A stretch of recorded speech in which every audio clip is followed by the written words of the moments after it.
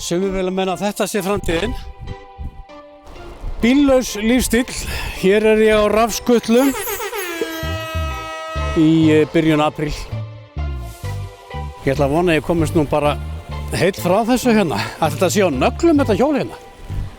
Þetta er ofta ákveða fólki sem að hefur engan áhuga á því að nýta sér þessi úrræði sjálft.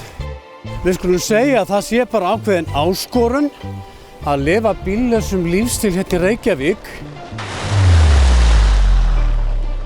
Almenningssamgöngur eru gríðarlega mikilvægar og við ætlum okkur að efla þær. En ef ég stæði hér með 2 lítil börn og innkaupapoka í sikvorri hendinni, það gefur augaleið að það er ekki alveg það sem flestir vilja. Reykjavík er bílaborg. Einkabíllinn er og verður mikilvægasta samgöngutæki meiri hluta Reykvíkinga. Þess vegna ætlum við að nýta endurskoðunarákvæði samgöngusáttmálans og stöðva tilvonandi þrengingar á mikilvægum atvinnu- og þjónustusvæðum eins og Suðurlandsbraut. Hérna voru bílastæði til áratuga.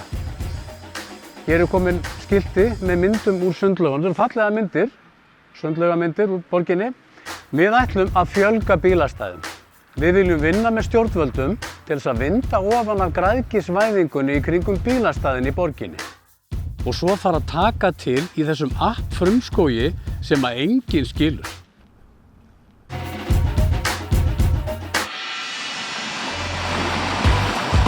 Við ætlum að byggja fleiri göngubrýr nema kannski aðeins fallegri en þessa.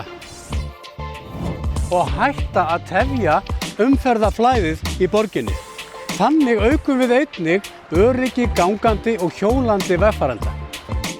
Við viljum innleiða snjallstýrð umferðarljós út alla borg, svo fólk þurfi ekki að sitja fast á rauðu ljósi á auðum gatnamótum.